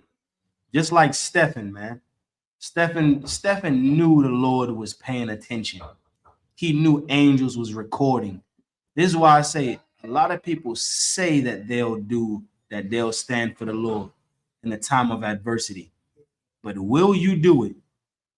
You understand? When that time comes, will you do it? These brothers and their mother, they understood a lot of things. They understood reincarnation is real. That's what I was gonna get at. Come on with it. Exactly what I was gonna come on with it. Once you're done with it. Nah, come on with it. Well, hey, skip down real quick the verses 21 and 22. Khan. This is the book of 2 Maccabees, chapter. That's my fault. 22 and 23. Mm-hmm. Khan. This is the book of 2 Maccabees, chapter 7, verse 22. I cannot tell how ye came into my womb, for I neither gave you breath nor life, neither was it I that formed the members of every one of you. Verse 23. But doubtless the creator of the world, who formed the generation of man and found out the beginning of all things, will also of his own mercy give you breath and life again, as ye now regard not your own selves for his law's sake. So she understood, again, in the culture of Israel, we understand that this ain't the I guess maybe for some people it might be the first time that they walked around here, but you live, you die, your body decays, your soul gets judged, you get placed into another vessel. Right. And then you go at it again. It's not the concept of, you keep on coming back until you get it right. Until you're a perfect human being. Right. That's not what this is. Otherwise, John the Baptist, he definitely took a step down in life, because when he was Ezekiel. Elijah, my fault. Elijah. When he was Elijah, he was the man, and then he came back to John the Baptist, and he kind of muddled it up.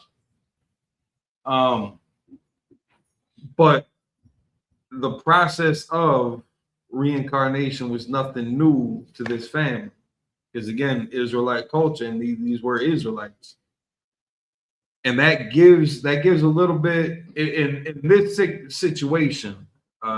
For sure, it gave them a little bit of power and security to commit to the trajectory of their choices in that moment. Right. Like they accepted, listen, we're about to go through one real quick, guys. Right. Team huddle, like, all right, let's get it on. Let's get this done. There ain't nobody's breaking rank. Nobody's gonna lose their composure. Let's go. All the sons were with the program too. After seeing the family members dismembered and tortured and maimed and brutalized. And so, I mean, it's, and just because this ain't going to be the end of it, don't let that be a distraction for you also to be lazy, to be a drunkard, to be a sluggard, to be a procrastinator, to to run your credit into the ground. Like people got food, that PPE program. Right. You know what I'm saying? It's not an excuse to go gamble your life savings away, become a degenerate, just because drink to the point of alcohol poisoning and liver failure, just because you're gonna die and then come back to life again. That don't let that be a distraction to you either, to live a degenerate lifestyle. It's we got something of value here that ought to be protected. But again, a lot of people just don't know how to go about it. That's right. Which is why we got these schools popping up all over the place. Brothers and sisters coming into the school, coming into the body, every day now. And it's a hard thing to go at it alone. Find you the school near you until you're able to build up a school where you're at, so that other brothers and sisters who are also looking for a school near them, they've got you closer by, until they can build a school where they're at, so on and so forth. What you're saying is absolutely correct. Listen, go back to verse 20. Here's something else they understood. She understood that this was the condition of the battle. Mm-hmm. Yeah. That they had to go through this. This is how we gain life. They committed to it. They committed all the way. They locked in. Go back to, if you could, go back to verse 20. Khan, this is the book of 2 Maccabees, chapter 7, verse 20. And we're not going to get through the whole chapter, but when you have time on your own, read the book of 2 Maccabees, chapter 7, the full chapter, and digest it. Like, see the zeal that they had and how important it is for you to have this same zeal to serve the Lord. All right? Go ahead and read. Khan. But the mother was marvelous above all. The mother was what? The mother was marvelous above all. Come on. And worthy of honorable memory. Listen, the mother was marvelous above all and worthy of honorable memory. What woman is going to be willing to give her children to the slaughter for the Lord? For the sake of what's right. Right. How many women do you know that's going to be able to do that? I mean, these kids came from her. She nursed them in her womb for 10 months, and they came out of her, and then she had to watch all of them die. And then not only is she watching them be unalive, she's encouraging them to die like a man. Take your death like a man. This is the mother telling her sons, die like a man. It's like, sir. Oh, come. Go ahead and read. Khan.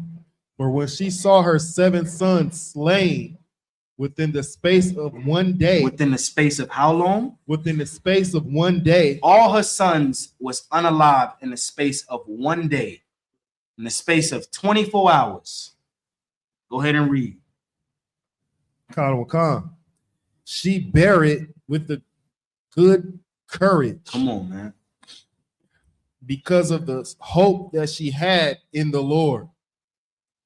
Come on. Verse 21.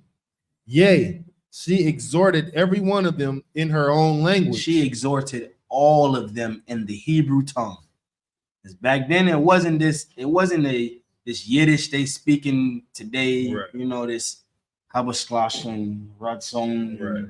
Now, it was you want to know the language that they spoke, you come to Friday night Hebrew class, where Officer of 1,000 Amungabar teaches an excellent Hebrew class to teach you how to speak, read, and write in your language. He teach you how to read and write in the language she was exhorting her children in. You read up in the verses. Up, the king asked one of the brothers. He's like, "Are you going to eat the pork too?" And he also spoke in his language, and he said, "La we're not going to do it." And after all of this, now the mother is exhorting every one of them in the Hebrew, in that ancient Hebrew. Go ahead, sir. Microphone. Because, Slide, what y'all both saying is absolutely you know, heavy. Like, you know, what we can take from this story is that this family right here, this mother and her children, you know, they went to the extremes to keep the Lord's law. That's right. They did everything. They went to the extremes not to break any of these commandments. You know what I'm saying? Because they know for one thing that, you know what I'm saying, one person can ruin, can mess everything up. That's right. This is why we all got to be on point. We got Christmas right around the corner. And I know for some of us, it's temple. That's right. A lot of us is out there, it's temple. You got your family coming around, your children, you know what I'm saying? And we got to fight that. That's right. You know, we absolutely got to fight that because the moment, you know what I'm saying, we give in to this wicked holiday, and guess what? The Lord ain't going to be with us. Right. You know That's what I'm right. saying? Now, That's now things are going to be happening. Now some of us, you know what I'm saying, might, some, you know, bad things always happen on Christmas. That's right. Or afterwards, or before. You know what I'm saying? So this is why, you know, we got to go to the extremes. Just like America goes to the extremes to put us on board to celebrate these holidays and whatnot. We got to be extremely disciplined. We got to go to the extremes to make sure we keep the Lord's law. That's right. You know what I'm saying? If not for yourself, for your brothers and sisters, because what you do affects them. That's right. That's what we get wrong. We think, you know, what I'm doing, you know, I choose it's only going to affect me. No, it affects all of us. That's right. You know, if you wake up, something might happen to you. You thinking like, oh, what did I do wrong? It's because somebody else, you know, sometimes the Lord might take it out of you to show you that, you know, show the person that, yeah, you done messed up. That's right. You know, there's plenty of examples in the scriptures where one man, for example, King David, you know what I'm saying? When King David sinned, the Lord gave him two choices. Either fall in the hands, I think three choices. Fall in the hands of your enemies. You know what I'm saying? What was the second choice? Fall in the hands of the Lord. Or it was one more. I think it was like a plague. Kind of one kind. Whatnot. When King David said, man, I'd rather fall in the hands of the Lord. And I believe 20,000 Israelites in the past end up getting unalive. Kind of one kind. So we got to utilize all the examples that the Bible gives us and keep the Lord's laws. That's no right. matter, even if you face death. That's right. That's the point. What he's saying is absolutely heavy, man, because it's like we said earlier, it's going to come a time where we're gonna have to make that hard choice. I remember Passover and I believe it was Raleigh, North Carolina, and they was putting our name through the ringer, trying to find every excuse to get us out of there. Oh yeah. What did General Muhammad say? We're extreme. We're absolutely extreme. And in these days, you're gonna have to be extreme in everything you do. You just better make sure that you extreme on the right side. Right. Scripture say, I'd rather you be hot or cold. Don't be lukewarm. Don't be halfway in and halfway out. Because if you halfway in and halfway out, it's not going to end good. Right. I would prefer you be all the way in. But if you're not going to be all the way in, then just be all the way out. But either way, be extreme. And as small as they try to make pork, they're going to try to make the same argument for an herb. That's right. For a present, for a toy. That they're going to present it in such a way that it's like it's such a small thing. How can I be such a rugged bastard about, you know, army toys, GI Joes, and you know, some I don't know what girls do girls still do Barbies? Is that still a thing? Okay. Well, whatever it might be in that case, that you know, the kids are going to be paying for you to get, because everybody else is going to be getting them. So you got to make sure that, you know, their feelings aren't hurt in the process. You know, that doesn't mean that you gotta, you know, scream in their face, hey, you ain't getting nothing. But you gotta let them know that we're different. This family knew that they were different, that there was something different expected of them. Yeah. And it was a hell of a scenario to have to endure. Salaki, But sir. again, they were locked in. It's like, you good? If I could, with y'all saying is so heavy. Salahia, just get them some presents for the Passover. That'll be best. You know what I mean? A whole months away. That'll be best than to celebrate these wicked holidays. Salahia. Give them a present if they do good in school. Right. They get a good report card. Get them a gift. Right. Now, I tell my son all the time, me and my rib want to do excellent things for this nigga. But you're not gonna get anything if you're not good. Right. This is the difference between celebrating Christmas and actually just listen. And here's it: you ain't gotta spend your money. You can save your money while everybody else is going getting those gifts. You can stack up, and then when your kid come back with a good report card, now you can gift your kid with something great because he did something or she did something. Right. You understand? And like you don't have to, like Christmas come around, you giving gifts to badass little kids. Right. Kids that's about to terrorize the city. You buying them little go-karts. Whole time they just got a gift from their friend. They got a Switch. That's their gift. That's what they really looking at. Then you just spent what $400 on some Jordans. Spend $1,000 on a pair of sneakers for what? For this nigga to turn around and be evil? Right. Listen, the scriptures say in Jeremiah chapter 10, the scriptures told us not to celebrate their holidays. He said, don't be dismayed at the stars of heaven. The heathens are this is stuff the heathens do.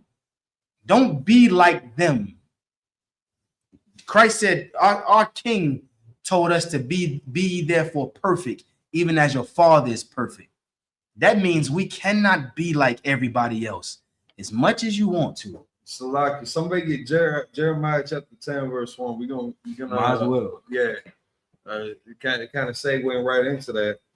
And because of the holidays that are coming up, again, we're already stressed out. Without the government shutdown, we were already stressed out, having to work crazy overtime hours to get all this money to provide this beautiful, Christmas presentation for the kids. That's right. A lot of brothers and sisters ain't got a job like that where they can, try to bank overtime.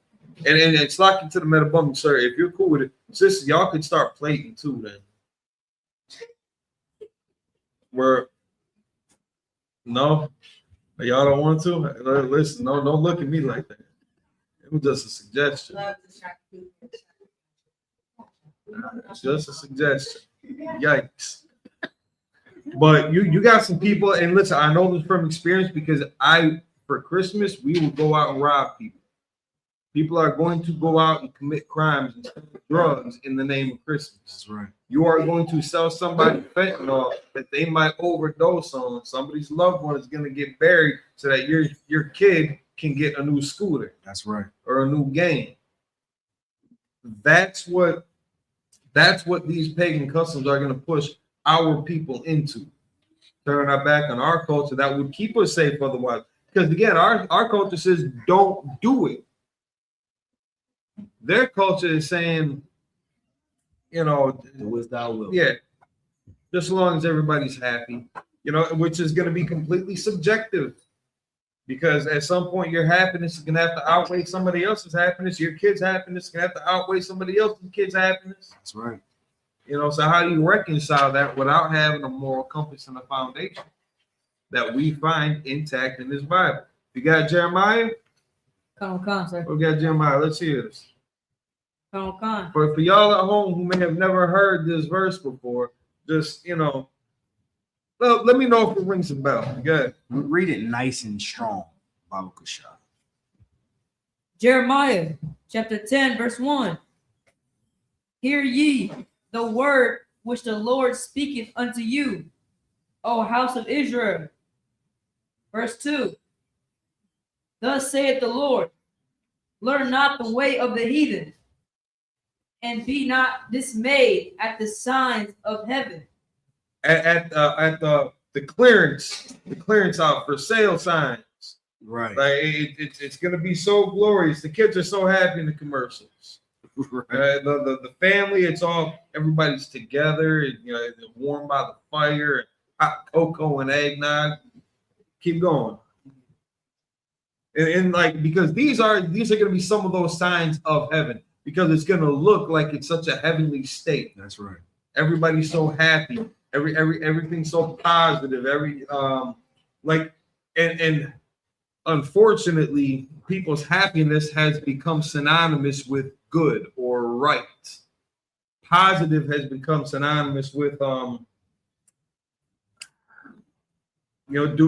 the right thing. Like for somebody, for Hitler losing that war was a negative. For a lot of other people, winning that war was a positive. Right. So again, it's going to be subjective unless you have an objective source to define what your moral compass and code of conduct should be. Otherwise, these signs of heaven that everybody's going to be displaying on how great and grand everything is, it's going to look like something you're missing out on. Keep reading. Come. For the heathen are dismayed at them. Everybody else is talking about Chinese people are celebrating Christmas. That's right. They ain't got nothing to do with their culture at all. And they're not even, and we're not even talking about Americanized Chinese people. We're talking about in China. Beijing. Right. They're gonna celebrate this stuff in foreign countries, in heathen nations. You know, Christmas, that's a European thing. Keep reading. Come. Verse 3. For the customs of the people are vain. Which means empty. They are fruitless. They are it's fugazi. Keep going. For one cutteth a tree out of the forest. Let me know if something starts clicking. The work of the hands of the workman. All right, now you ain't got to put that much effort into. You can buy it, off Amazon, and you can buy a plastic one now. It'll last forever. Keep going until your house burns down. With the axe. Verse 4. They deck it with silver and with gold. They fasten it with nails and with hammers, that it move not. That's your ornaments right there. Right. The tinsel and gold, the Christmas tree stand. There's no, how would I say, there's no record of the modern celebration of Christmas in the Bible. Right. But we can see the practices on where they come from and the express prohibition of it. But we get dismayed at the signs of heaven. That's and right. We think that, listen, these commercials with these smiling faces, like this must be something good. They're smiling. So that must, smiling equals good. Smiling equals okay. It's permissible. Right. It's something that I should be doing too. I can't afford it. Sure shit can't afford it. Right. They're gonna break it next week. Right. They break everything else. They weren't even that good. Their grades are choppy. They were just fighting with their sister. Yanked their hair out. It's they cussed me out, speaking back to me. But I can't let them go to school like this. Without something new. They got to be able to tell their friends what they got too. Mm-hmm. Don't let that guilt trip fool you, man. Let them know. Look at them right in their tiny little face and say, "You ain't getting nothing. I ain't buying you nothing." That's right. Nothing at all. Never. Not at least around this time of year. You got to be stern with it about it, man. You can't cave in for it. That's right. The same way that listen, you got to treat it like something that you would be abhorrent to. If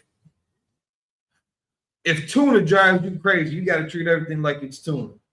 If crystal meth is your pet peeve, you treat everything like it's crystal meth. That's right. Treat that family dinner like it's a drug deal that you do not want to be a part of. And do everything within your power by any means to not be deceived or dismayed by these signs of heaven. if I could. Bible could shut. All this says is a distraction. Right. All Christmas is a distraction. Right. It's a huge distraction. Don't fall weak to distractions. Because the moment you fall weak, then, especially you being in the truth, not everybody else is going to look at you and be like, I told you wasn't going to last long. I told you that was just a... Yeah. It was just a phase. And you're going to be left with the shame. Left, yeah. Oh. Listen, they asked me at the slave, you going to celebrate? Absolutely not. For what? I'm throwing away money for what? We can do things with that money. Yeah. Would it, when the sales are up, am I going when the sales are going up, am I going to go back and probably purchase something during the sale? Absolutely. Yeah. I'm going to take advantage of it. But am I going to wrap it and sit it under a tree for somebody else? Absolutely not. That sale is going to be taken advantage of by my house or the school. I'm not going to send it as a gift to somebody and say, hey, Merry Christmas. Ain't nothing merry about Christmas. It was the memorializing of somebody's death. So when you celebrate Christmas, all you're doing is celebrating the death of Nimrod. And if you look at it, most of the pagan customs are around that, death or fornication. That's pretty much the both sides of the coin. And it's again, it's wrapped up in such a way to present it. You almost you feel out of place, not giving in, because again, everybody around you is gonna do it. That's right. Say maybe one or two individuals that are sticking to their culture. Our people don't know what our culture is. That's why you got UPK schools popping up everywhere. They'll reacclimate you to who you are and what's appropriate, what's inappropriate, what you're supposed to follow, what you're not supposed to follow. Tune in to a class, man, near you. Get a school started, in your area if there's not one. That's right. Listen, let's it's like you was done with I'm good. Let's get Matthew chapter 6, verse 24 real quick. And then we'll end it with Exodus 23 and 22.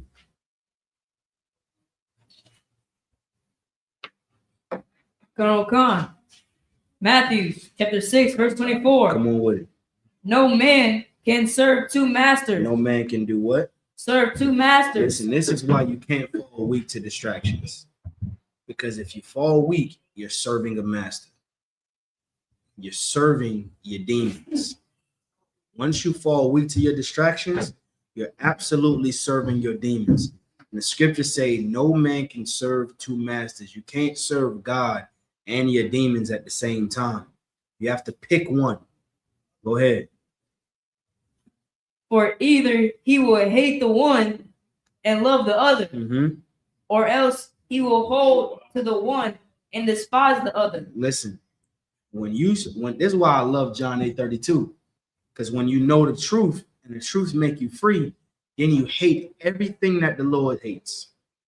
You start to despise everything that the Lord despised. Why? Because the truth has made you free. Right. So now you hate your demons. You don't entertain them like that. You understand? Let's drop that. Let's get Exodus 23 and 22.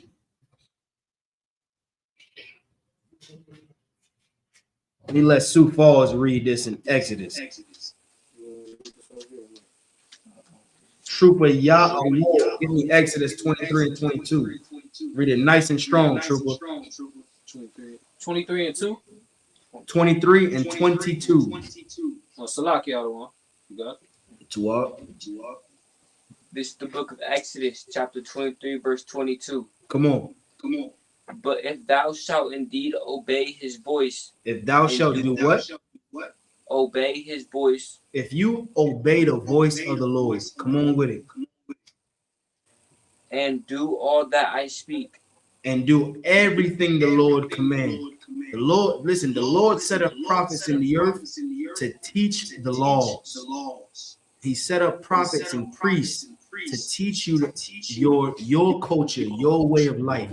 If you come back to the Lord and do everything the Lord said, go ahead and read. Then I will be an enemy unto thine enemies. Then I will be what? An enemy unto thine enemies. Then the Lord will be an enemy to our enemies. We have a lot of enemies. We have a lot of those. If we obey the Lord, then he'll be an enemy to our enemies. Go ahead and read. And an adversary unto thine adversaries. And he'll be an adversary to our adversaries. At that point, then we'll be top of the food chain again. Because we're the apple of the Lord's eye. When the Lord becomes an enemy to our enemy, every nation fears one thing. Blacks, Hispanics, and Native Indians obeying God. That's what they fear.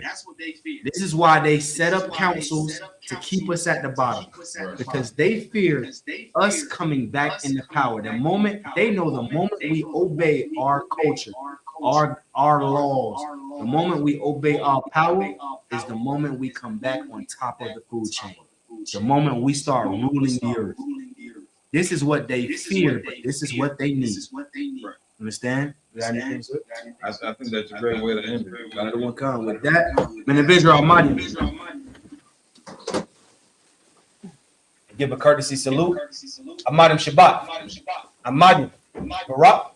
Yahal. Yamata. Saul. Turn face to sisters. Sisters, Amadim, which means to stand.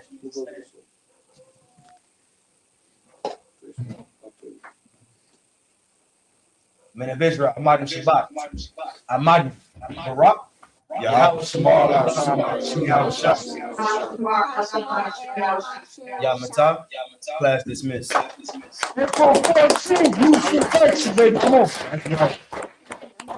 Pay your tithes. Damn it.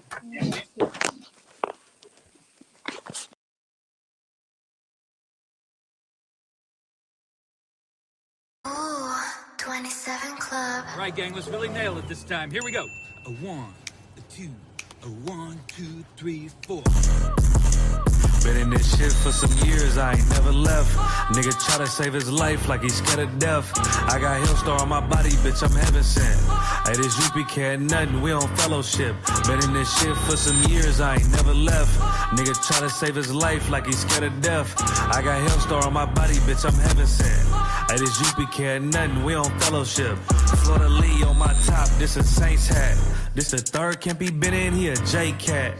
Nigga tryna steal the sauce, yeah, I hate that. But I ain't make the rules, I can't change that. New bottle, new wine, yeah, I can't crack. Look, flag on the play, they grabbing face masks. Niggas always saving hoes, where your cape at? The only killer that you know without no face tag. Hell yeah, my bitch bad, Proverbs 31, yeah. This is not a drill, I be 30'd up, yeah. He about to crack the sky, you better hurry up. It's all bad when you see us hang that jersey up. It's mad brick, I got the blick with my cover on. He a fed, he a op, got his cover blown. Look, I'm really outside without no scully on. It's one West, bitch, I'm on with my brothers on. He got ranked, then he left, he broke another oath. I got the plate, we about to take another zone. They was sleeping on a team, now they comatose.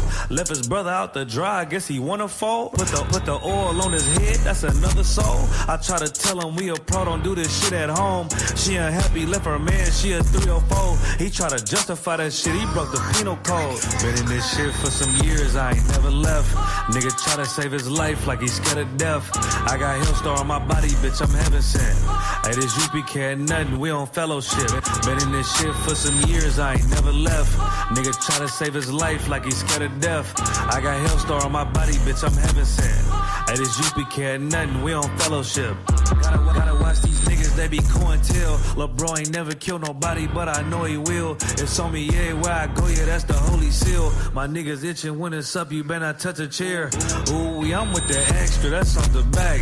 He ain't loyal to his brothers, how you follow that? She either working with her hands or she off her bag.